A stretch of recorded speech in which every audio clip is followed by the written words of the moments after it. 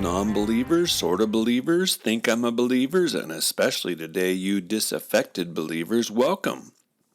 My non-university students and my dear monthly pledging undergraduates, welcome to the Uncensored Unprofessor. Welcome again, John. I'm having my son John join me. John just turned 30, and as a family, we sit around, I don't know if this is normal or not, we sit around and talk about what it means to be a Christian in the 21st century and the pressures from society and the church's engagement of society and the politics of all that. And so, John, welcome back to the Uncensored Unprofessor. I'm really, really happy to have you with me here today. Yeah, thanks a lot. It's fun to get to process this publicly. You know, these are things that I kind of occupy my mind a lot in my spare time, and even when we get to hang out every now and then, even though I live a little bit away. So it's fun. Hopefully we can get other people thinking about these issues, and we can find some answers. So last time we talked about disciple making, which is a huge theme of mine. How do we make disciples? How do we keep disciples? How do we help someone who's been following Christ, been in church for decades, not just stay in church, but continue to grow? Then we also raised the issue of small groups as a KPI. What's KPI again?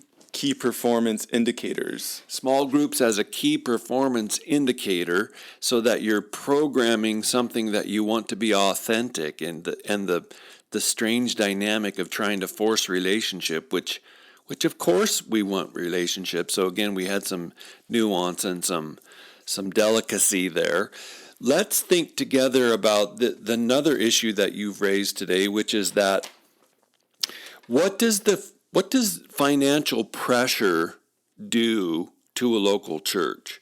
It used to be that these churches were parts of denominations, and the denomination could help in different ways, whether it was through guest speakers or a financial gift once in a while or the donation of property. More and more with the low church growth movement, with low churches, they usually are church plants. They're brand new startups that become their own organization, their own community. And so in the American model, which is more individualistic and less collective, that means each church has to stand on its own. It's more voluntary. There's no governmental subsidy other than tax breaks. There's no governmental stipends. In Europe, the pastors get stipends in a lot of countries from the state to be a pastor. And here in the States, the United States, churches have to make it on their own. What kinds of things do you see that result from that constant mawing, that constant pressure of financial orientation? Yeah, I think this is a touchy subject. I'll just speak candidly and try not to cross any lines or anything.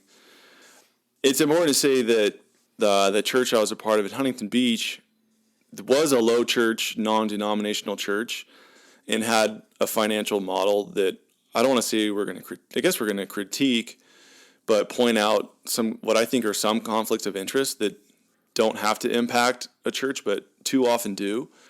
The short way of saying it is if you're the preacher and your mortgage depends on people giving, you might be scared to say everything you need to say from the pulpit. And just to say out front, the church we're going to now is a Presbyterian church, and with their model, this pastor, his income is not dependent on the people in the pews, at least in the immediate. And he's placed there by his denomination.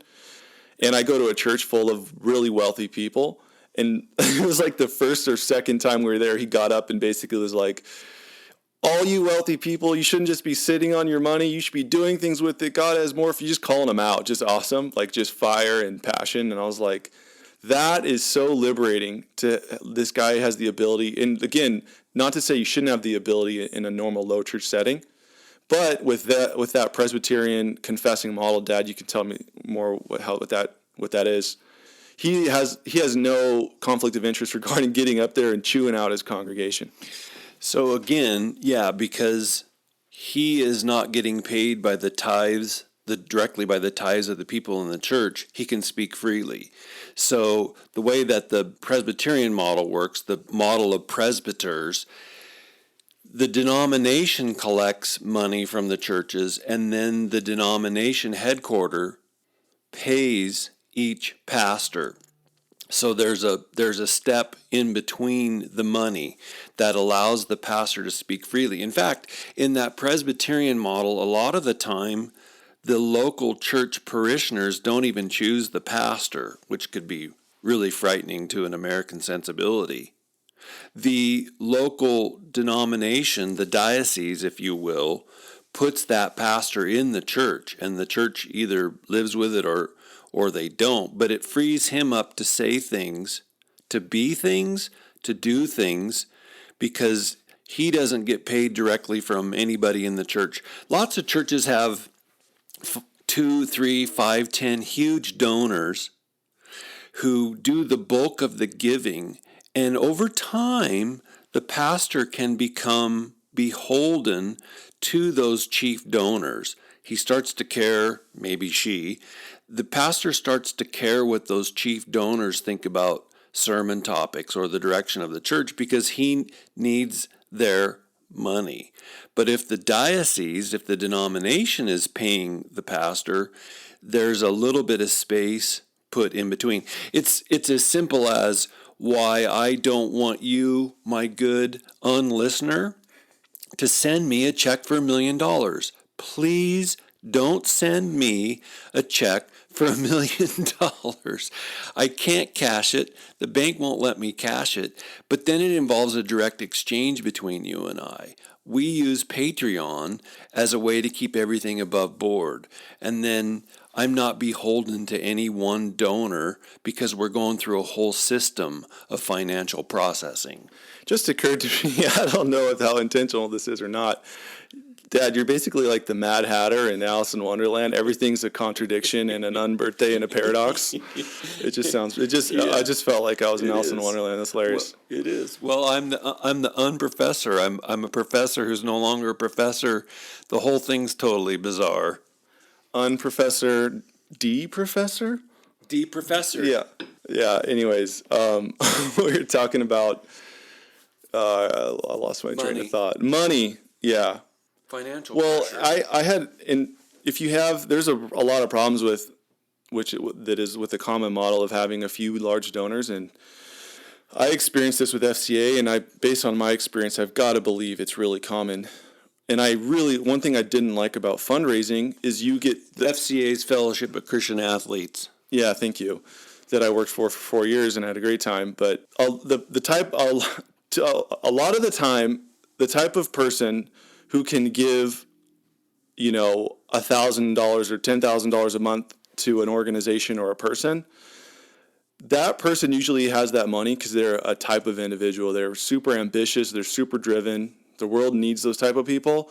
But it is not uncommon for those type of people to want to control other people. Now, that can be a really good thing. And so it's really important for me to say that I don't think that's a problem necessarily. But when it comes to nonprofits and churches, there are people out there who will give a lot of money and feel like they're due something for it, and feel that their opinion has more of a say as far as what you do with your time and with their money than it really should. And that goes back to the conflict of interest, where let's say you work for a nonprofit, a church or an organization or whatever, and you have 5 people that give 70% of your budget, and they have strong opinions about where that money goes.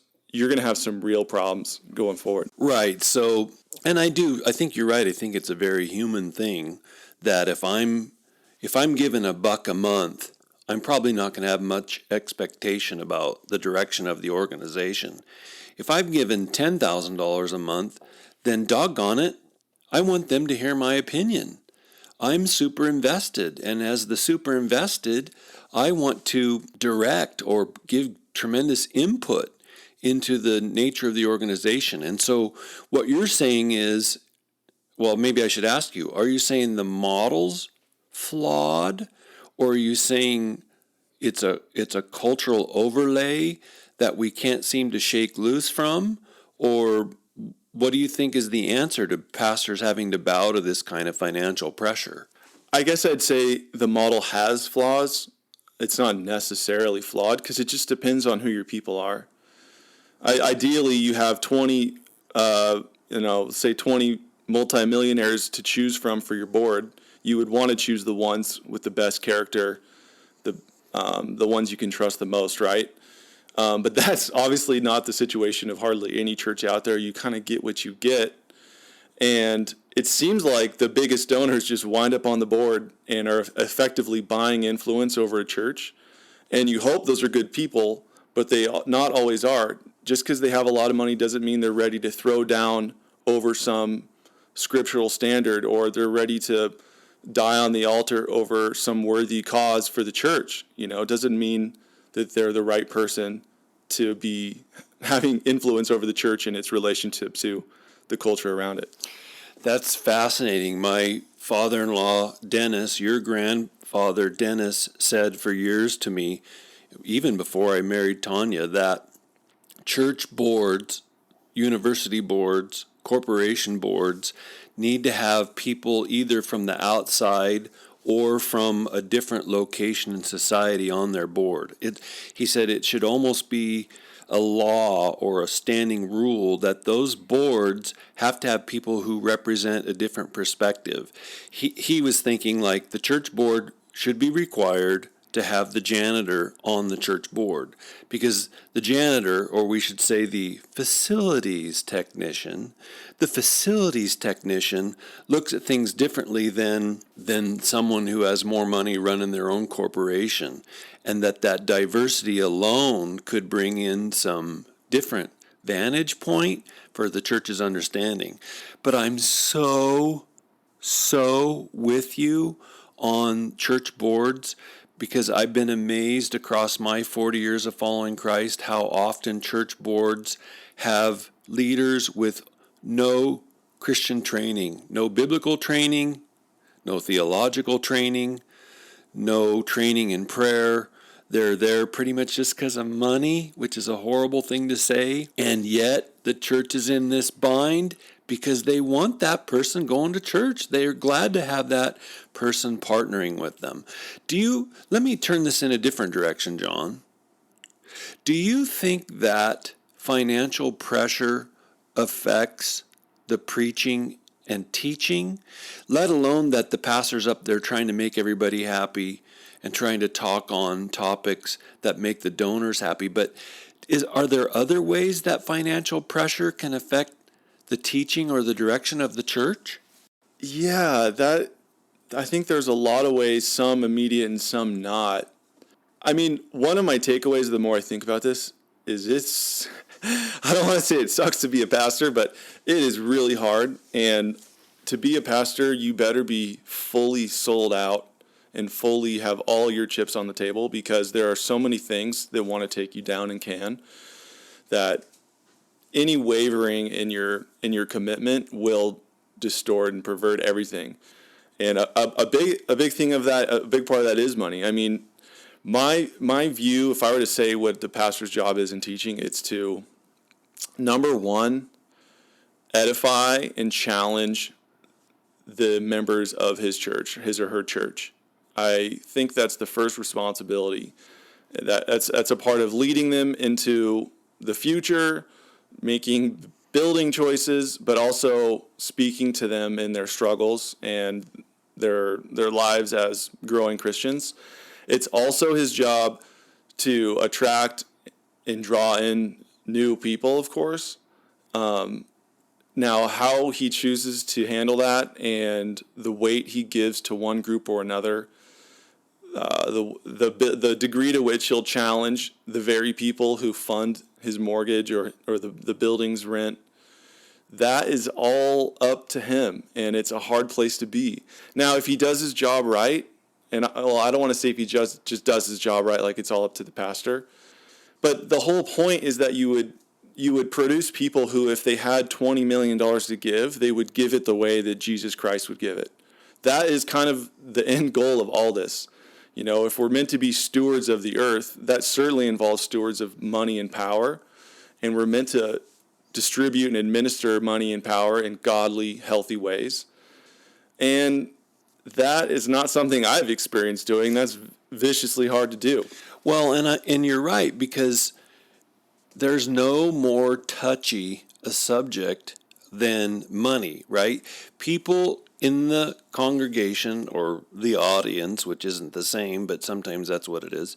People in the audience they positively start to have a rash in their underwear when the pastor starts to talk about giving or money, because it's such a common stereotype. The church only exists to get our money. The church is just there to get our money.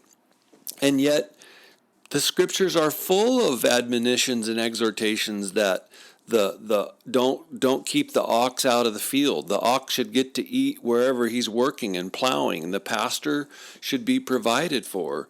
And so again, there's this horrible tension. And even as you were saying it, I was thinking, God bless every pastor out there, because it is.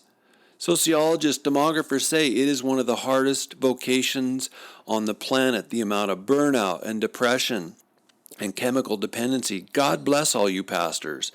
But to try to talk about finances in a healthy, matter-of-fact, Christ-like way, it's got to be really difficult. And Jesus, I'm in the book of Luke right now in my daily devotionals. Jesus talked a lot about money. He was constantly saying things to people about money and their generosity and their tight-fistedness and their selfishness, and their challenging them to commit their money to the work of the kingdom. It's got to just be excruciating for pastors. So I'm really glad you raised this horrible angle. Hey, you're interested in helping the show? Well, there's several easy ways to do that. You can go to YouTube and subscribe to the Uncensored Unprofessor page. You can send a URL feed to a friend on Instagram. You can go to iTunes and rate the show. I'm happy to see those numbers going up on ratings. And you can tell a friend about the podcast. So there's lots of different ways to get involved. You can also subscribe at Patreon, Patreon, where there are different tiered memberships: gold, frankincense, and myrrh, $5, $10, and $20 a month. And for each of those tiers, I give different goodies back. But I'd love to have you partnering with me. Would love to have you part of the team. Yeah, listen, I thought I was going to be a pastor, and I'm not. And there's a lot of reasons for that. Part of it is that I just realized I don't really like church. I just don't like it that much. And that's for a lot of reasons. A big part of that is because most pastors and most churches I don't want to say they don't care about me, but as far as method and design, they really don't. And I felt that as early as college. Even going to churches that I liked, I felt like the messages and everything about the church was going past me and trying to hit the person who had never been. Again, which is fine and takes us back to what we talked about in the last episode. But let me just say, you were a Fellowship of Christian Athletes director for 7 high schools. What was the financial pressure? Explain to folks what the pressure of that was like. What did that office, what did that position entail for you? The really frustrating thing is you're trying to sell people on the vision of the organization, which is fine, but it is up to you how much you're able to sell. But if people aren't into your vision, they either aren't going to participate or they want to change what you do. So in FCA, did you have to raise your own funds? Oh yeah, I raised 100% of my income, which is what all the FCA people do, unless they have part-time jobs on the side. So that kind of goes to many church denominations' model for missionaries. They need to raise all or most all of their own funds, which means you're not focusing on ministry per se. You have this back behind you pressure of, I got to pay for me being in the ministry. How did that did that affect you over time?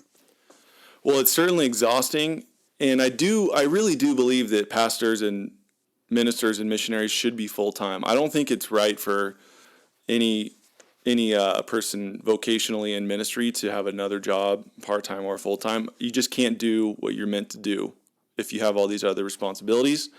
But it's absolutely exhausting. And it's funny because, like, that being said, I had a couple part-time jobs while I was doing FCA to, like, make ends meet.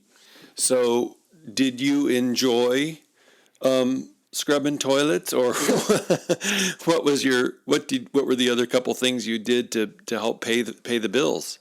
I coached basketball. I was a strength coach at a CrossFit gym.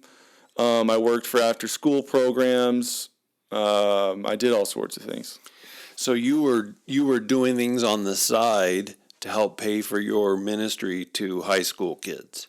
Yeah, exactly. And I did what I had to do, and you should always do what you have to do, but ideally you should be able to give yourself 100% to the vocation you feel you're called to. And obviously you can see where this goes. If you're spending your time in the afternoon tutoring math, or if you're getting up at 5 a.m. to go lead CrossFit classes, then that means you're not spending time preparing messages or getting coffee with a student or meeting new parents or going and meeting pastors in their office to build relationship and foster support. And so it just stretches you thin. And again, I think that's exactly what happens to pastors in churches when they have this enormous financial pressure on them that causes them to make decisions that finally affect the ethos of the church. Yeah, absolutely. As I was visiting over the last few years these different churches, I went to multiple churches where the pastor had a part-time job or a full-time job, and it was so obvious. I guess if it's very obvious in any endeavor, people have the ability to read people, right? It's so obvious if someone is 100% committed to what they're doing or not. It's a human ability to sense that even, computers can do. Computers can't read people, right? Like, computers can do math, but they can't read people. People are so good at reading other people, especially when it comes to someone's investment in something, whether it's music or sports or business or selling or parenting. You can tell in a second if someone is sold out and fully engaged in what they're doing. And it was apparent in all these churches. Now, I don't want to say that I don't hold it against those guys, because again, they have families, they have to do what they have to do. But I'm not showing up to that church out of sympathy. Like, I'm going to church because I want to grow as a person and have purpose and be reminded of truth. And if the end result is a 30-minute sermon and 20-minute was anecdotes about your childhood or something, it's like, well, this felt like the whole thing was just mailed in. That's excellent. Yeah, how do we read people? I'm glad you said that, because the whole time we've been talking, I've sensed a real strange cognitive dissonance from you, John. And you've been donating the show, but I want you to up that tenfold. I want you to overcome that distance, that sense of off-putting that's going on. No, I'm kidding. Okay, let's change gears. One of your concerns we were talking about last night that I want us to touch upon today is, and obviously it overlaps with my own concerns, how does the church make a cultural impact? We don't want to be a holy huddle. This isn't only about fostering me. Jesus wanted us to be salt and light. He gave us the Great Commission. And the Great Commission wasn't just to get souls saved. God bless people coming to faith in Christ. He was sending out his own. His whole ministry was performed to transform culture. So what are some lines of inquiry or some paths that you're thinking along the lines of church and culture? There are kind of two dimensions to that I think about. Like, one would be interpersonal. How do Christians relate to non-Christians? I could go on and on about that. Well, give us some nuance. Man, this drives me nuts. Well, if you're listening to this podcast right now, how many non-Christian friends do you have that you spend time with that say they swear, they do drugs, they do all sorts of things you wouldn't do, but you're friends with them not for some spiritual obligation of you need to witness, but they're just your friend, right? We need people. That's like I just described the average person who doesn't go to church. Okay, people say bad words, people drink too much, people are on prescription medication to deal with their pain and health issues. Obviously, a lot of people in the church do as well. But there are these taboos that we have that we worry about, and I feel like we get preoccupied with not sinning versus actually having normal relationships with people who do the bad things that we don't like to rub shoulders with. Well, that was definitely my own experience growing up in church. Our youth pastor, and I had great youth pastors. I'm a Christ follower today because of the role and place and investment of my youth pastors, but pretty much our tack toward culture was, hey, when you go to school, don't sin. That was strategy number 1. Don't sin. And when you go to school, strategy number 2, get your friends saved. And so I love that you brought this up because we didn't talk and think together. We didn't reason together. How do we just be friends with the people at school? How do we just be friends with people in culture? How do I just be a friend to the person at work versus seeing that person as a target? A, I don't want to sin if I'm with them would be one way of, and then B, how do I view them as a target so that I'm always just constantly trying to show them a scripture verse or tell some story about my walk with Christ, but how do we just be genuine with them and build friendship? Christians are so weird, man. It drives me insane. This part of the reason I don't like church is we've taken, scriptural teachings about sin and behavior and turn it into like this weird club where you're not allowed to do certain things, which is okay, but we carry that out and enforce those rules on other people and feel like we can't rub shoulders with people who do the things that our club doesn't do. And it's so weird. It looks weird to everyone. A lot of people think Christianity is basically a cult because of how a lot of Christians act. And it is cultish for a lot of people. By cultish, I mean restricted and unfree and fearful and defensive about their lifestyle. Like if you're a normal person with a job, you work with non-Christians. If you feel like you can't go watch a game at someone's house because there's people who might be smoking weed or cussing or doing whatever, then you have the wrong attitude. Like if Jesus is partying with prostitutes, I don't know if you guys are lacking an understanding of what prostitution is. It's pretty gnarly. And Jesus had no qualms with partying and hanging out with these people. And it offended everyone around him that he did that. I just think we need to loosen up. I'm not saying you should be going out and getting high and doing drugs with people. But if you can't be in those situations because you're too nervous or you're too offended, then you got to rethink everything you're doing, in my opinion. Well, and I'm just thinking of that because I've been in those situations where I feel uncomfortable, where there's too much drinking going on or too much swearing, and I'm thinking, man, what's my identity right now? What should my posture be? What should my demeanor be? And I even there I'm thinking, maybe we too much individualize this. Maybe instead of thinking me, as I was talking in a couple episodes ago about worship, maybe we should be thinking us. How do 2 or 3 of us go to that party? How do 2 or 3 of us make a presence? How do we go and be community with people where we don't put all the pressure upon me? Like, man, I'm in this room and there's 8 people here watching football and drinking hard liquor, and how do I win them to Christ because now it's all up to me? Maybe we need to think communal. How do we approach this? Let's go together to this.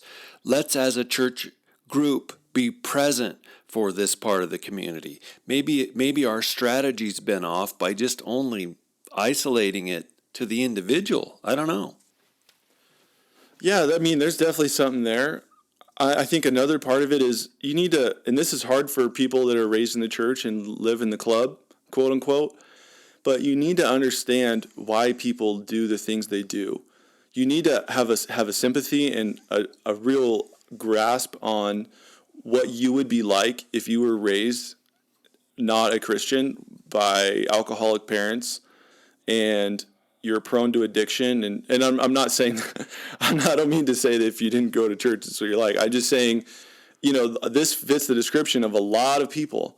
And to them, growing up and having fun and controlling their pain and their depression means drinking too much and things like that. Instead of having this scorn and blush on your face over it, understand where they're coming from. Understand what it would be like, what your worldview would be like if you weren't raised in the bubble that you were raised in. Oh my goodness, the human race is so tortured. We are all struggling with stuff, and yeah, I mean, right now the huge swing of society is on compassion, and compassion means we just tolerate all the nonsense and we tolerate all the brokenness that is foisted upon us, and we're supposed to celebrate all the brokenness.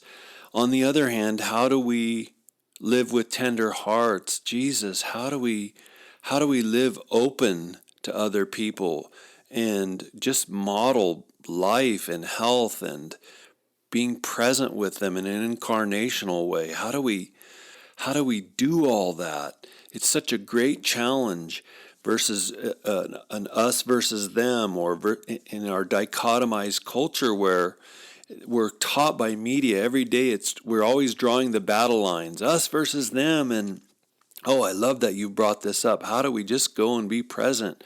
Help us, Lord, to just go and be present with acquaintances and with people, and recognize that we're all broken, and we all do weird things, and we all have these weird personality quirks that stem from us dealing with our insecurities and our brokenness and our life woundings. I'm so glad again that you brought this angle up. Yeah, I mean, another way I'd say it is I think Christians shouldn't be holding other people to their standards. It just is ridiculous. And like I said, there are reasons for how people behave, good or bad. The standard, I would say, like stereotypical Christian view of a sinner is like this heathen that is outside the grace of God, and we must pull them into our flock. It's like you need to go stand in their world and know what life is like for the average person not raised in the church. The other side of, and going back to the overall topic of the church and society, the other side is the church needs to be kind of put their money where their mouth is. And what I mean is we say that I guess I'm going to back up. I'll just say the short answer is actually some social activism, because we claim that we have compassion and we love people. The church cares about abortion, for example, but what are adoption rates like inside the church? Could they be better? Are we letting the rubber hit the road? Because the critique of people in the church would be that you have holier than thou views on all these different issues, but what do you actually do with your time and your money? This is one thing that drives me crazy. I'm going to get a little political, but like you could vote for more like an increased welfare budget or increased, I should say like in general welfare systems, or you could vote for like more care on the border. But if you're sitting at home all day and you just mind your own business, you don't get to say that you actually have compassion or care about those issues. And as the church, I think one way to gain respect in society, and there's a sense we'll never have respect in society, but there's a sense in which we will. People respect adoption rates. People would respect service on the border. People will respect helping the Syrian immigrants like we have here in Boise. There's so much room for the church to actually get out and spend time helping people that gives you something to fall back on in the face of cultural criticism. No, that's exhortation well directed. I do think, just to nuance that a tiny bit, from when I was a young person in church, where our whole orientation to the world was we needed to get it saved, and it was strictly only evangelism. One of the things that I do like about the shift in low church strategy is there's been more cultural engagement. So the church that I'm at right now, they partner with local schools, and they give the schools supplies, and they give the teachers supplies, and they're trying to be present in the community in a way that is engaging the community. And I do see that as a healthy turn. But you're right. I think the church can continue to think strategically and think compassionately about how to be present for the sake of others. Yeah, and that has a ton of application. There's so much ground to be made there, I think, and you're right. There is more, at least compared to when I was growing up in church, there's more of an emphasis on social activity and being out. But I think there's so much room for more. Like, especially in a time that's so politically polarized right now, if you want to make a difference, go out as a community and do something. Shake hands with people and help people that might have preconceived notions about who you are and what you stand for. Well, John, I've loved having you with me here today. I know you have one more thing on your heart as we think about why is the church sick. And again, I'll just reiterate, you guys, this is not only a low church thing, because I've been in the low church my whole Christian life. I'm focusing that way. If you didn't listen to my first episode in this series, I call out the Catholic Church for the insanity that's going on in their ranks, and I call out the mainline Protestants for the utter capitulation that's going on in their ranks. But this is specifically a low church reflection together. But I know you had one other angle that you thought would be helpful or worth our consideration, John. Yeah, the episode regarding the worship songs really kind of got my gears turning on a topic I've wondered about a lot. Because part of the problem that you've been talking about, Dad, about the low church is it's too much the church has followed the culture's footsteps regarding individualism. And that is certainly true. And a lot of the problem with the polarization of our society right now is we just don't hang out. I think we just don't hang out with each other. We are either watching TV or our phones almost all the time and not rubbing shoulders with people and working and doing things. But, I think this affects both the worship and the teaching style, the language and the emphasis on the person. And you mentioned kind of the dichotomy of, hymns from the past, how much more, a higher percent of the time they speak about God expressly or the community and we and us versus now me and I. And that certainly, we talked about this, I definitely acknowledge that criticism. But I was also wondering, the human experience is so different now. Like my experience and the experience of so many people I know is sitting in front of a computer 8 to 10 hours a day, may or may not commuting an hour to 2 hours a day or 4 for some horrible situations in traffic to get to sit at your computer. And life just doesn't have, we have to go out of our way to artificially create danger and excitement and challenge to stimulate us. We just live in a really weird time to be a human being. Everything is so easy, everything is so comfortable that it's hard for us to deal with. Like in our DNA is hunting and not getting eaten. That's what our stress responses are genetically used to dealing with. And now our stress is getting cut off on the freeway. Our stress is our computer crashing or something we saw on social media. And I really do think there are new problems, even over the last 10 to 20 years, the human beings just haven't had to figure out before. And I think that should impact the way we teach and worship.